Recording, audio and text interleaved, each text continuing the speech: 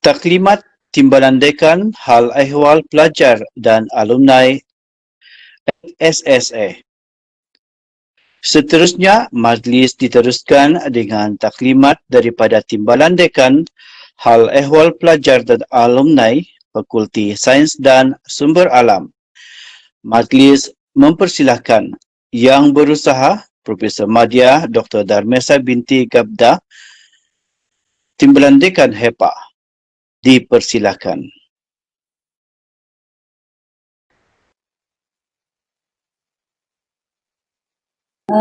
Si Majlis, Saudara David.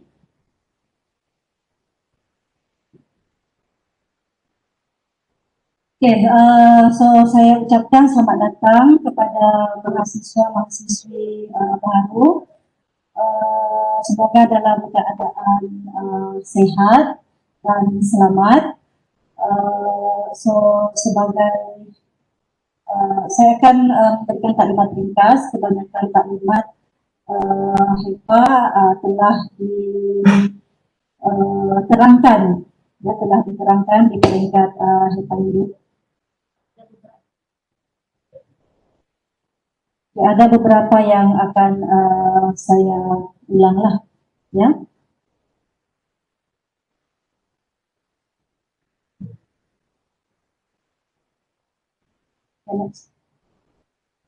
Oke, jadi terlebih dahulu saya perkenalkan kaki tangan HEPA FSSA, ya. Orang cakap tidak kenal maka tak cinta, ya. Oke, jadi ini adalah kaki tangan yang berada di pejabat HEPA FSSA. So HEPA FSSA adalah di bawah tanggung jawab dekan, ya, semua section FSSA adalah di bawah tanggung jawab dekan, dan saya bertindak sebagai ketua HEPA FSSA lah, ya, sebagai penyelaras memantau perjalanan HEPA FSSA. Kita juga ada Cik Edlin Kasamira Rashid Adam, penolong pendaftar FSSA. Okay, dan untuk di kompleks perhutanan, okay, FSSA ada dua kompleks, ya, satu kompleks perhutanan dan satu kompleks sains. Di kompleks perhutanan kita ada Cik Kenny Uwai, penolong pegawai tadbir. Dan di kompleks sains kita ada Cik Nuriana binti Ajin, pembantu takbir. Oke, kalau lihat di dalam gambar itu adalah pejabat Timbalan Dekan Hal Ehwal Pelajar FSSA, ya, berada di bilik di tingkat pentadbiran tingkat 1. Oke, di tingkat 1 berdekatan dengan tandas. Ya, berdekatan dengan tandas di situ. Oke.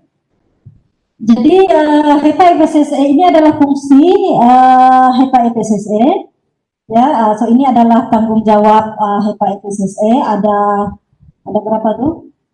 6, ya. So ada 6 skop kerja di bawah tanggung jawab HEPA FSSA. Yang pertama adalah aktiviti persatuan ataupun kelab pelajar.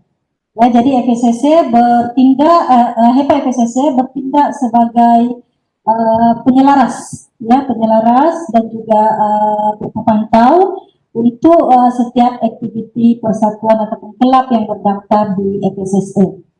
Oke, dan HEPA FSSA juga bertindak sebagai untuk menjaga kebajikan pelajar, ya, menjaga kebajikan pelajar. Jadi di sini pejabat HEPA FSSA lebih kepada perantara di antara pelajar dengan induk Jabatan Hal Ehwal Pelajar UNS, ya. Kebanyakannya kita sebagai perantara lah untuk kasus yang tertentu. Oke, dan kita juga ada bertanggung jawab untuk memberi bimbingan kepada pelajar. Jadi FSSA kita ada program mentor-mentee, ya, kita ada program mentor-mentee. Setiap satunya ini akan saya terangkan dengan lebih terperinci lah, ya. So ini yang ketiga ini lebih kepada bimbingan dan counseling, ya. Di FSSA kita tidak ada counselor yang bertauliah. Selalu kalau ada apa-apa masalah, kita akan refer kepada counselor yang bertauliah di Jabatan Hal Ehwal Pelajar lah. Oke, dan yang keempat, HEPA juga bertindak sebagai untuk menyelaras perjalanan latihan industri pelajar. Ya, latihan industri pelajar ini akan dijalankan oleh pelajar tahun akhir. Ya, jadi kamu belum lagi lah, tunggu 4 tahun lagi. Ya, 4 tahun lagi. Oke, dan yang seterusnya adalah kebolehpasaran graduan. Ya, kerjaya pelajar. Oke, kerjaya pelajar. Dan yang terakhir adalah alumni. Bila tamat belajar nanti, alumni. Akan development, so itu pun kita masih ada aktiviti dengan alumni dan kita sentiasa kita coba untuk mengukuhkan lagi aktiviti kita dengan alumni. Ya, oke, next. Oke, untuk yang pertama, aktiviti persatuan kelab pelajar. Oke, jadi seperti dalam amanat yang berbahagia Timbalan Datjen Selahar Ehwal Pelajar semalam, Profesor Madya Dr. Ramanuddin, pelajar digalakkan untuk balance campus life, ya, seimbang. Seimbang maksudnya pelajar digalakkan untuk bergiat aktif di dalam aktiviti-aktiviti dan juga of course tidak mengabaikan pelajaran lah, ya. Jadi kalau jadi di sini kita menggalakkan pelajar untuk coba melibatkan diri, ya, melibatkan diri untuk setiap aktiviti-aktiviti yang kita adakan. Kita ada aktiviti tahunan juga untuk pelajar, nanti saya akan tunjukkan sebentar lagi. Oke, dan aktiviti persatuan pelajar ini di FSSA kita ada Persatuan Mahasiswa Fakultas Sains dan Sumber Alam, PMFSSA. So PMFSSA ini dalam menjadi penaung kepada kelab-kelab yang di bawahnya. Setiap program ada kelab masing-masing, ya, macam program saya sendiri. Ya, program matematik dengan ekonomi, ada Matex Club. Oke, dan untuk contohnya kalau di program komputer grafik kita ada Gamma, kita ada Geology Club, oke, dan kita ada Bioteknologi Club, seperti yang tersenarai lah. So yang tersenarai ini adalah klub-klub yang terdaftar di bawah Persatuan Mahasiswa Fakultas Sains dan Sumber Alam. Ya, jadi untuk aktiviti pelajar ini kita galakkan pelajar melibatkan ataupun menganjurkan aktiviti-aktiviti yang boleh soft skill, meningkatkan soft skill masing-masing, ya, mengasah soft skill masing-masing di peringkat fakulti lah, ya. Of course kita tidak juga melarang pelajar untuk melibatkan diri melibatkan diri di dalam aktiviti yang lain, ya. Cumanya aktiviti itu mestilah yang tidak yang tidak terlarang lah, ya, yang tidak mematuhi peraturan universiti dan sebagainya ataupun menjatuhkan nama baik universiti, ya, yang tidak menjatuhkan nama baik universiti. Kita galakkan sebagai banyaknya pelajar mengikuti aktiviti semua yang kita adakan. Oke, jadi di selepas ini kita akan ada taklimat daripada Persatuan Mahasiswa Fakultas Sains dan Sumber Alam. Oke, di dalam gambar itu adalah ahli jawatan kuasa Persatuan Mahasiswa FSSA pada tahun 2019-2020. Jadi untuk PMFSS ini yang tahun lepas punya. Yang tahun ini kita belum ada lagi berikutan pandemik COVID. Jadi kita tidak sempat membuat pemilihan. So, insya Allah awal semester ini kita akan buat pemilihan untuk perwakilan pelajar dalam PMFSS, ya. Oke, next. Oke, so ini adalah antara aktiviti pelajar yang telah diadakan. Ya, untuk pelajar tahunan, untuk aktiviti tahunan, kita ada, pertama sekali kita ada di awal semester, kita ada hari keluarga. Ya, yang gambar di bawah penjuru sebelah kanan itu adalah gambar hari keluarga fakulti. Hari keluarga fakulti ini selalunya kita adakan untuk pelajar tahun 1. Ya, sepatutnya kita adakan di kalangan pelajar tahun 1, untuk pelajar tahun 1 berkenal-kenalan antara satu sama lain. Ini untuk kita mengerapkan silaturahim lah, ya.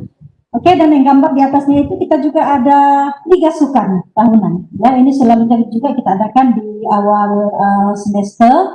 Liga Sukan peringkat fakulti ini selalu kita jalankan untuk kita dapat membuat pemilihan mewakili fakulti ke peringkat university. Ya, kita ada Liga Sukan antara fakulti juga.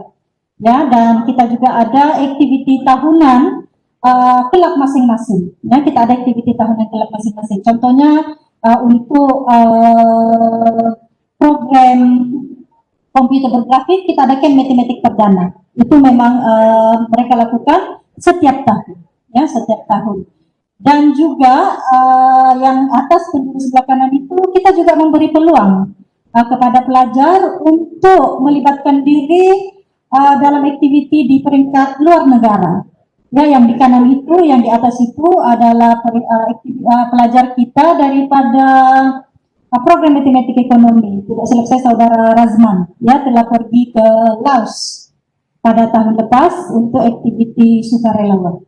Oke, sebenarnya tahun lepas, tahun ini kita ada aktiviti ke luar negara. Sepatutnya kita ke Thailand pada tahun ini, tetapi pada bulan Mac. Ya, tetapi atas pandemi COVID kita terpaksa batalkan. Ya, jadi insya Allah jika keadaan reda kita akan terus mengadakan aktiviti pelajar. Ya, oke, next. Oke, jadi sebelum. Oleh karena pandemik berikutan pandemik COVID-19 ini, kita tidak dapat menjalankan aktiviti pelajar.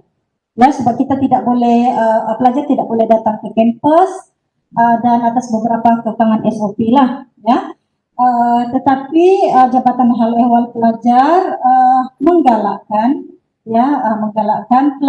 aktiviti online secara online. Jadi 3 aktiviti ini kita telah jalankan secara dalam talian, ya secara dalam talian sempurna PKP fase 1 baru-baru ini pada bulan 3 bulan 4, ya. Jadi kita ada Mobile Legend, kita ada pertandingan nyanyian, kita ada pertandingan video. So ini semua di bawah kelolaan PMFSSA lah, ya. Jadi kepada klub-klub lain ataupun jika ada idea-idea lain untuk mengadakan aktiviti boleh kemukakan ke pejabat timbalan dekan HEPA lah, ya. Jadi aktiviti ini, cara permohonan aktiviti adalah melalui program masing-masing, ya program masing-masing. So program masing-masing akan menghantar proposal kepada PMFSSA dan akan dikemukakan ke pejabat timbalan dekan HEPA untuk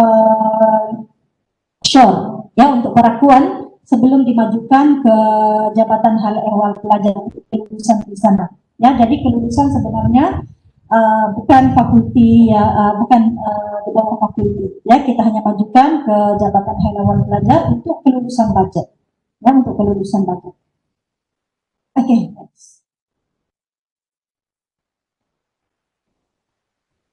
Oke, seterusnya yang kedua adalah mengenai kebajikan dan keuangan pelajar.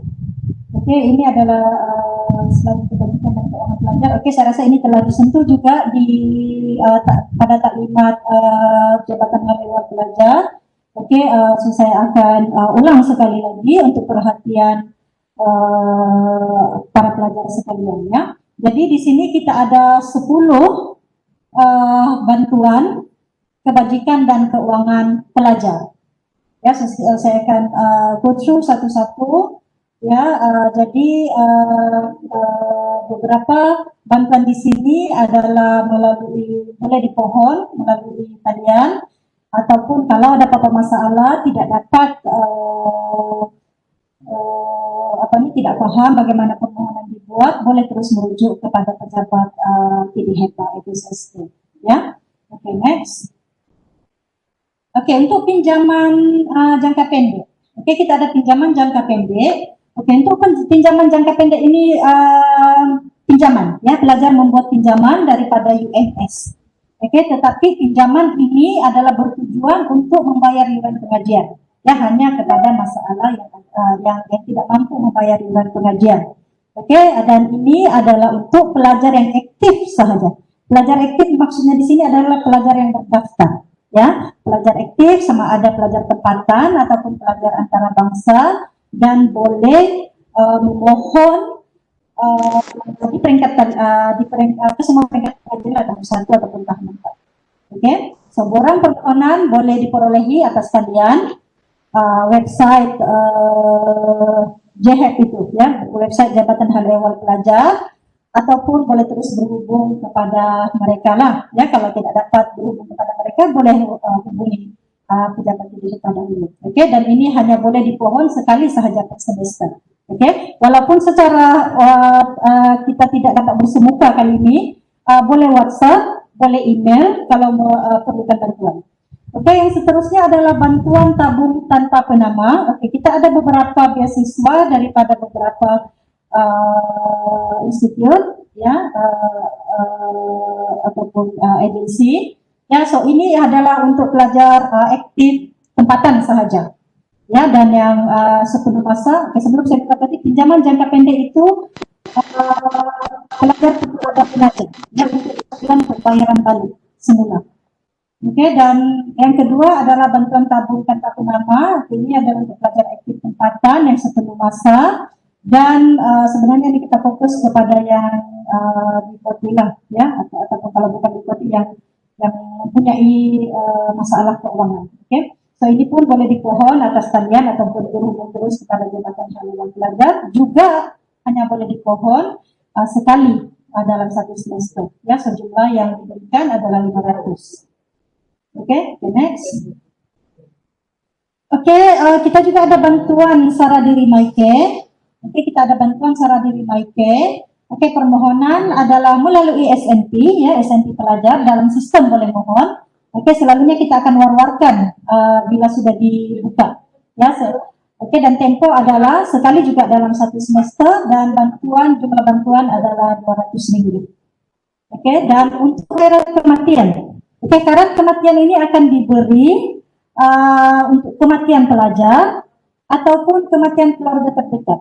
Keluarga terdekat di sini merujuk kepada ibu, bapa, adik-beradik kandung, suami, istri jika sudah berkahwin, dan juga anak.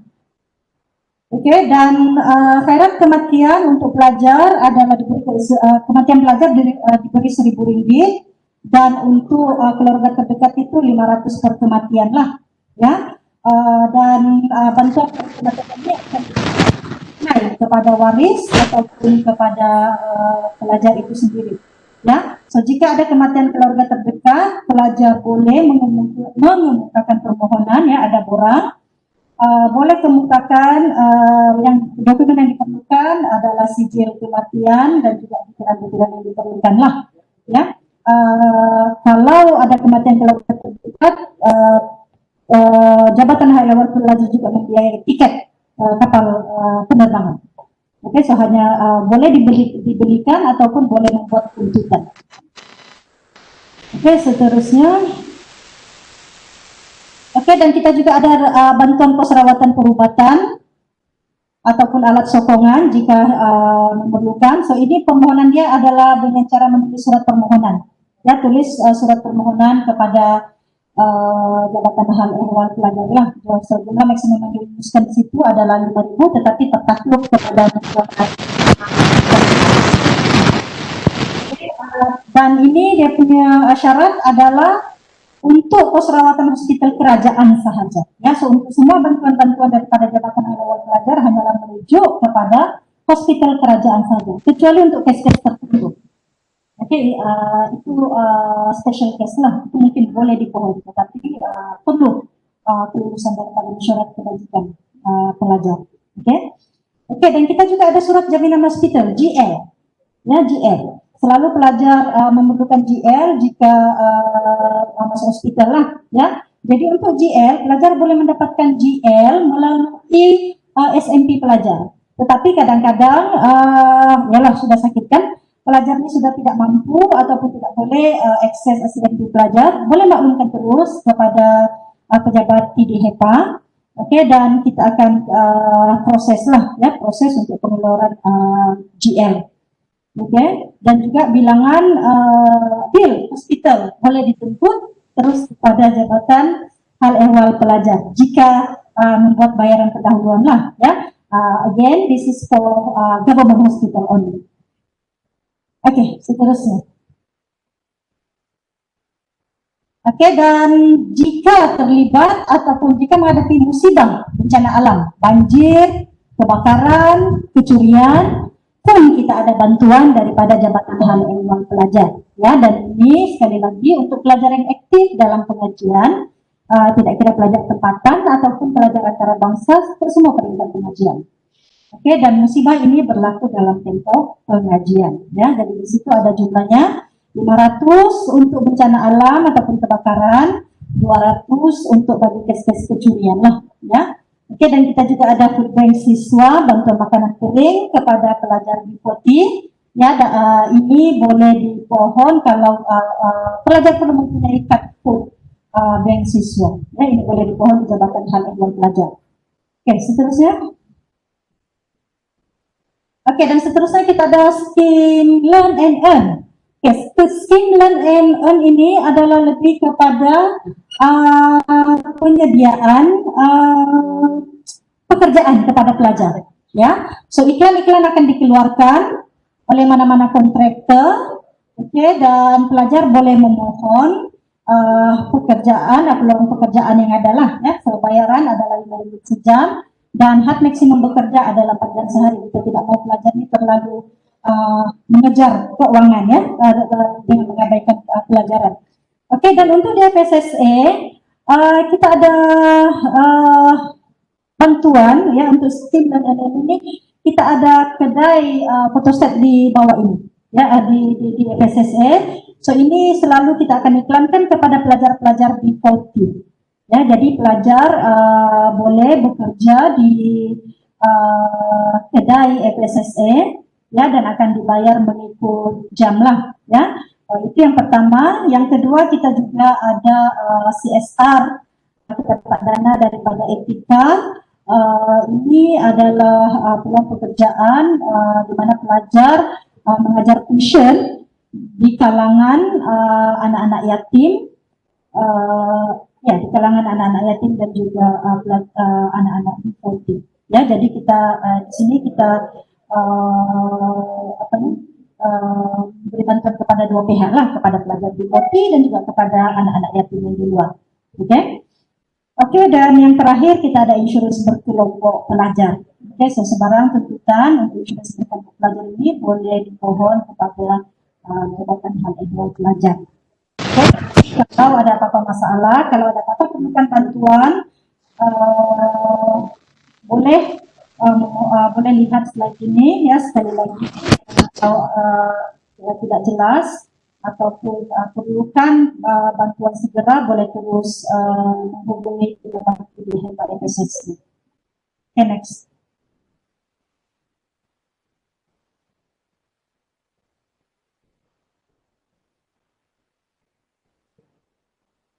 Seterusnya kita ada bimbingan dan counseling. Di peringkat FSSA kita ada program Mentor-Menti, ya, program Mentor-Menti. Untuk program Mentor-Menti ini di situ kita sudah sediakan takvim perjalanan Mentor-Menti.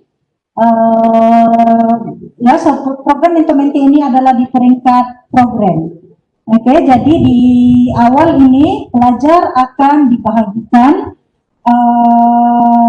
Pelajar akan dibagikan mengikut mentor masing-masing, ya. So boleh rujuk kepada ketua program ataupun penyelaras mentor-menti. Kita ada penyelaras mentor-menti di peringkat program, ya. Jadi pelajar akan dibagikan mengikut mentor masing-masing. Jadi tugas mentor ini adalah untuk memberi bimbingan kepada pelajar dari segi perjalanan akademik ataupun masalah-masalah lain yang berkaitan. Jadi untuk so di sini saya tidak tunjukkan penyelaras mentor masing-masing, boleh rujuk kepada ketua programnya. Mungkin pada sesi petang ini nanti kamu akan diberitahu nanti siapa mentor kamu.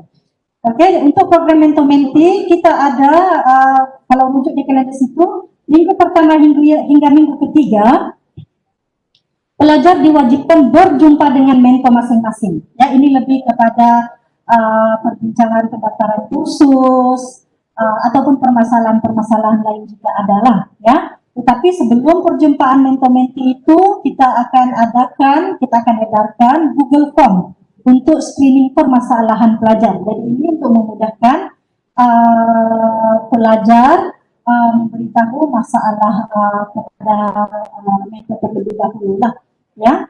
Oke, jadi nanti saya akan edarkan juga kalender mentor ini kepada program masing-masing lah ya.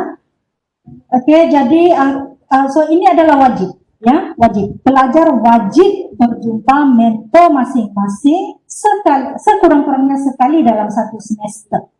Oke, jadi ini kita tidak mau nanti ada keciciran pendaftaran dan seboleh-bolehnya kita membantu pelajar. Ini adalah merupakan salah satu saluran untuk kita membantu pelajar. Oke.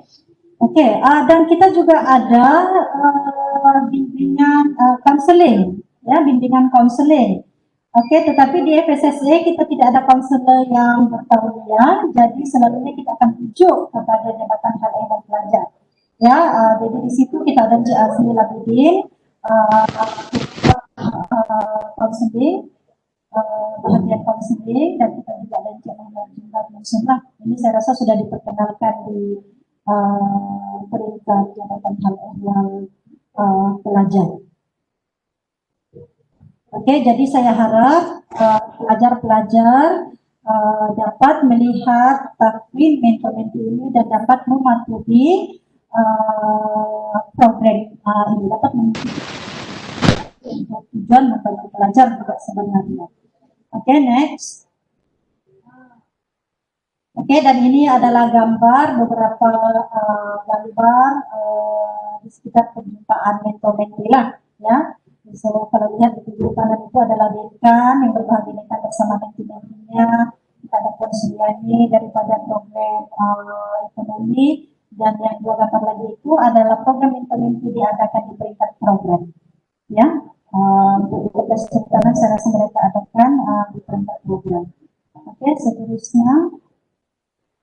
Oke, latihan industri. Yang keempat adalah latihan industri. Oke, latihan industri. Next. Latihan industri ini adalah pelajar akan menjalankan praktikal, ya, akan pergi kepada agensi-agensi atau syarikat-syarikat di luar untuk menjalani praktikal atau latihan industri pada semester ke-8, ya, pada semester ke-8 di tahun akhir. Dan syarat untuk menjalankan latihan industri itu adalah pelajar telah lulus ke semua subjek-subjek yang lain.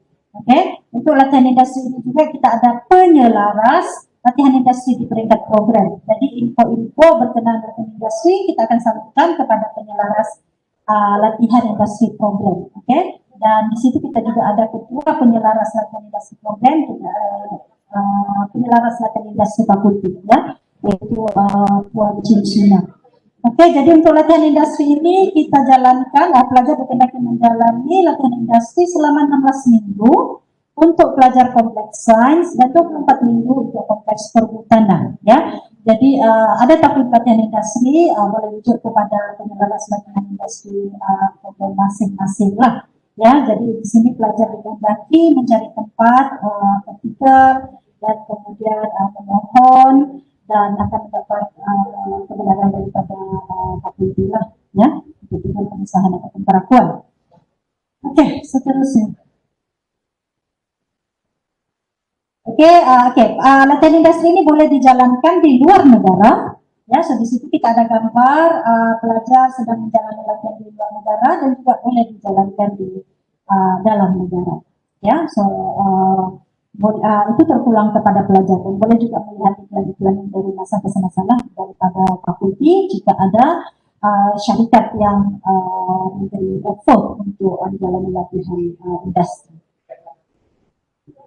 Oke, dan pejabat TDHPSS juga bertanggung jawab untuk kepada pasaran graduan untuk perjalanan kerjanya pelajar, ya. Jadi untuk pasaran graduan ini kita mempunyai beberapa aktiviti, ya, aktiviti daripada Pusat Kerjaya dan Alumni dan juga aktiviti di peringkat fakulti, ya, untuk menggalakkan ataupun untuk meningkatkan lagi kita punya kebolehpasaran graduan, ya, supaya pelajar-pelajar ini boleh mendapat kerja, ya, bila boleh mendapat kerja di akhir pengajian nanti. Oke, jadi untuk di peringkat PKA, ya, pusat kerjanya dan alumni, oke, di situ ada 3 di peringkat PKA program. Yang pertama adalah e-portfolio, yang kedua adalah next profiling, dan yang terakhir adalah finishing school. So, ketiga-tiga program ini adalah di bawah penyelarasan PKA.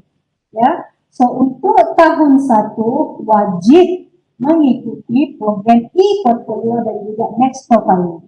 Ya, so di peringkat TPSSC kita juga ada penyelaras kerjaya, ya, penyelaras kerjaya yang diketuai oleh Puan Fauzia Yassin.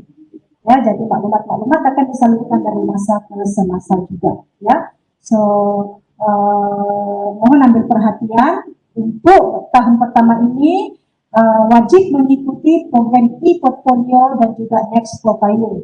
E-portfolio ini adalah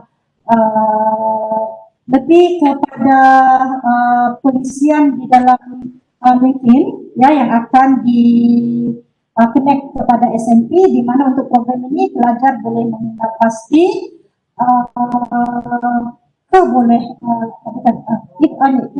ini adalah pembentukan resume, ini adalah pembentukan resume, ya.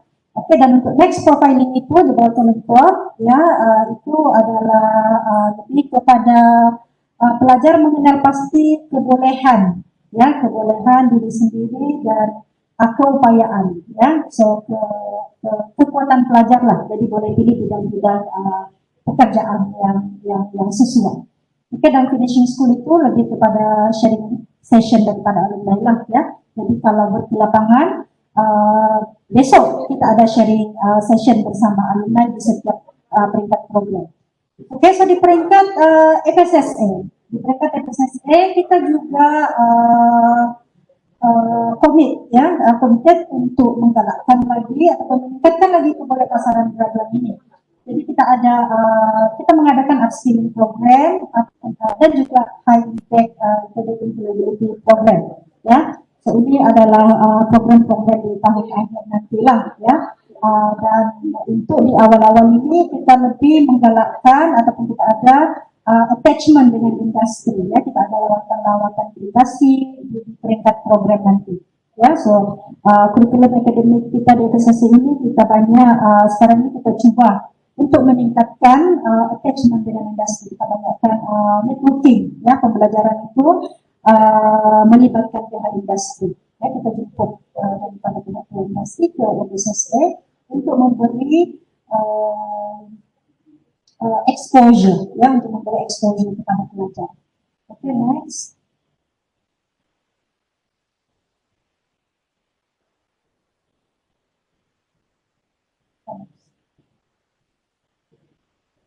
Next adalah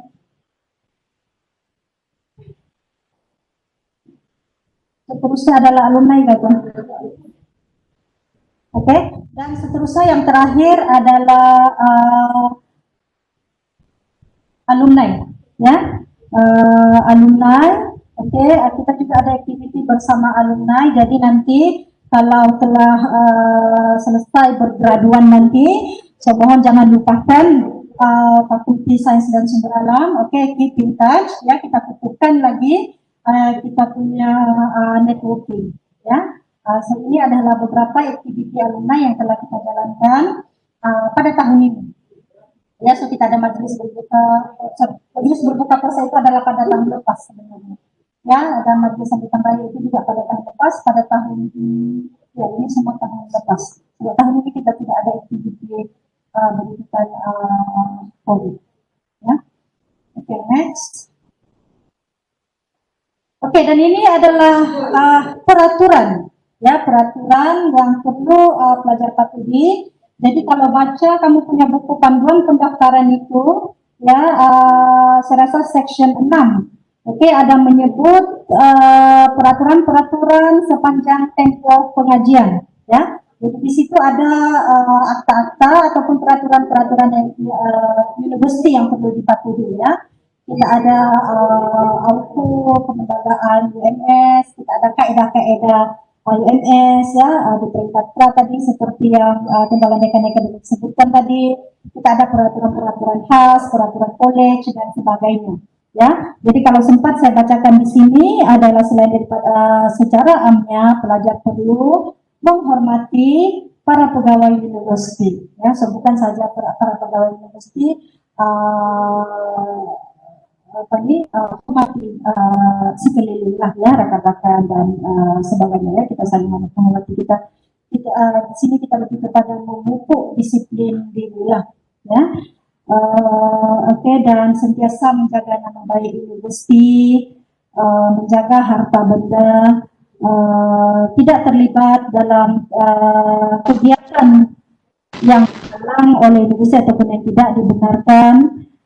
Patuh kepada etika pakaian universiti. So di situ ada poster etika berpakaian. So untuk etika berpakaian, so kita harap pelajar dapat mematuhi lah etika berpakaian itu ya. So pelajar tidak dibenarkan memakai selipar, tidak dibenarkan memakai pakaian menjolok mata, berpakaian nipis, terlalu ketat. Jadi mohon rujuk kepada etika penampilan pelajar lah ya. Jadi etika berpakaian ini adalah wajib dipatuhi di compound UMS ya, di dalam UMS ini. Di dalam UMS ya. Jadi pelajar lelaki juga dilarang berambut panjang, berekor, berwarna dan sebagainya. So boleh patuhi etika berpakaian UMS lah, boleh rujuk. So selain daripada itu mohon juga pelajar untuk so ini penting ya, etika berpakaian ini penting sekiranya pelajar terutama apabila pelajar berada di fakultas ya ketika membuat pinjaman laptop ya, jadi jika kepejabatan itu mohon berpakaian kemas lah ya, berpakaian kemas sentiasa ya. Kita coba untuk memupuk keterampilan pelajar ya untuk sentiasa berdisiplin. Untuk sentiasa berdisiplin.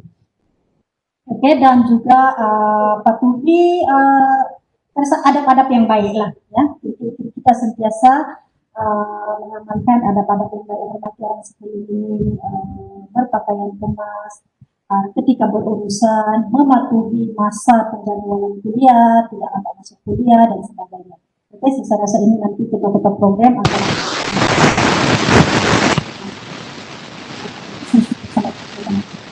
seterusnya.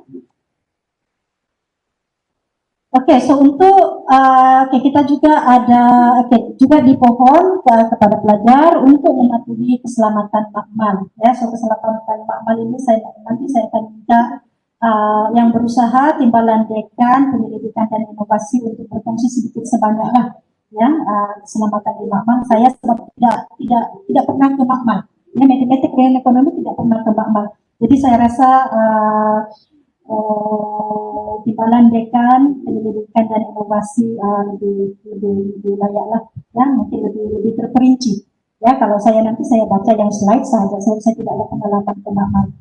Cuma yang saya mau highlightkan di sini adalah kita ada jualan baju makmal ya, jualan baju makmal yang lengkap dengan logo UMS dan nama pelajar. Boleh rujuk di situ. Belum ada laptop, boleh beli, boleh PM ya, boleh PM tepi nanti. So harga untuk baju makmal itu adalah Rp70 tunai ya, tunai. Dan baju makmal ini adalah pre-order ya, pre-order. Kita akan ambil order daripada pelajar, dan kita akan berhubung dengan kita punya pembekal lah ya, pembekal, dan nanti boleh tuntut pejabat kita akan menghubungi pelajar untuk menuntut laptop masing-masing. Oke, kalau sudah ada laptop bekas ahli keluarga perlu beli lagi laptop, mungkin tidak perlu lah, ya tidak perlu. Kalau ada duit lebih, kalau mau juga boleh, ya. Oke, so untuk tidak membuang masa, saya jemput yang berusaha, dokter. Sebelum terima kasih lagi, yang berusaha dokter Muhammad Sani Sarjadi untuk keselamatan Muhammad. Oke, nanti saya jawab soalnya.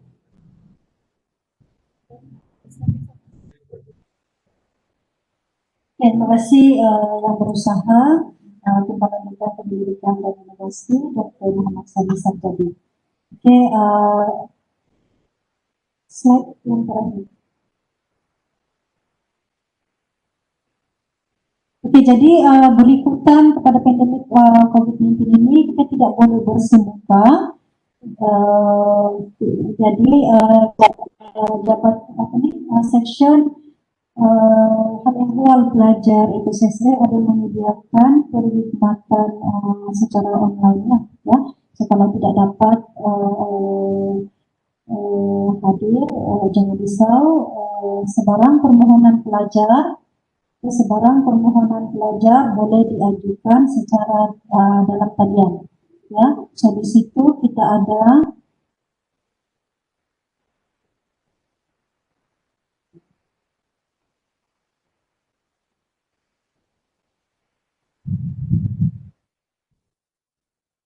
nanti saya akan berikan link ini kepada sukarelawan pelajar, saya akan berikan dalam grup program masing-masing. Oke, jadi di sini kita ada beberapa link ya, kita ada beberapa link, so pelajar boleh mengisi permohonan secara dalam talian jika perlu ya. So kita ada kebenaran untuk menjalankan kerja lapangan, kita ada permohonan menggunakan bahan peralatan, permohonan menggunakan perpustakaan di tempat lain, kebenaran memasuki kampus semasa PKP, permohonan mendapatkan data di luar, pengesahan sebagai pelajar, pengesahan tamat pengajian, dan ini adalah surat sokongan ya, surat sokongan beasiswa pinjaman bantuan keuangan jika diperlukan. Oke, jadi boleh mengisi Google Form ini dan pejabat tidak HEPA akan melihat permohonan pelajar dan kita akan mengeluarkan surat-surat yang berkaitan. Ya, boleh mengeluarkan surat-surat yang berkaitan.